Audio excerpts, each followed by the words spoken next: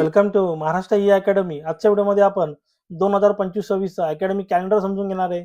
बघा, academic calendar मध्ये तुम्हाला समजेल तुमची युनिट टेस्ट इथे कधी कंडक्ट केली जाणार आहे, तुमची प्रॅक्टिकल एक्झाम इथे कधी होणार आहे, तुमची थेअरी एक्झाम कधी होणार आहे, म्हणजे बोर्डाची थेअरी एक्झाम तुमची कधी असेल, त्याची एक्झॅक्ट डेट का असेल, हे आजच्या व्हिडिओमध्ये आपण समजून घेणार आहे. मग ह्या डेटवरनं तुम्हाला तिथे अभ्यासाचं इझिली प्लॅनिंग तिथे करता येईल.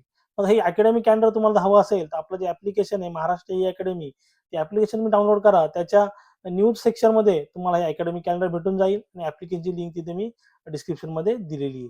बघा, अकॅडमिक कॅलेंडर 2025-26 परत इव्हन सेमिस्टर म्हणजे बघा, इव्हन सेमिस्टर म्हणजे इथे बघा second semester, fourth semester, six semester याचं आपण समजून घेणार आहे. बघा, ऑलरेडी तुमचं 15 डिसेंबरला तुमची अकॅडमिक टर्म इथे स्टार्ट झालेली आहे.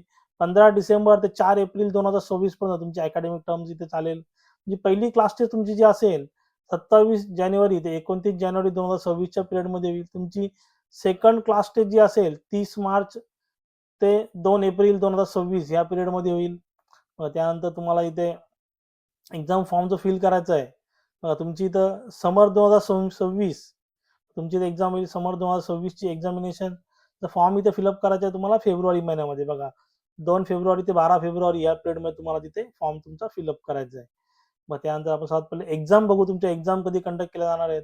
बघा, समर 2026 ची जी एक्झाम असेल त्याची तुमची जी प्रॅक्टिकल एक्झाम, बघा प्रॅक्टिकल एक्झाम तुमची ते कंडक्ट केली जाईल 8 ते 18 एप्रिल. प्रॅक्टिकल एक्झाम किंवा ओरल एक्झाम 8 ते 18 एप्रिल 2026 मध्ये तुमची तिथे प्रॅक्टिकल एक्झाम असेल. त्यानंतर तुमची थेअरी एक्झाम इथे असेल 23 एप्रिल ते 16 मे 2026 आणि तुमचा रिझल्ट इथे डिक्लेअर होईल बघा 3rd वीक ऑफ जून. म्हणजे हा मोस्टली एमएसबीटी डेट फॉलो करते.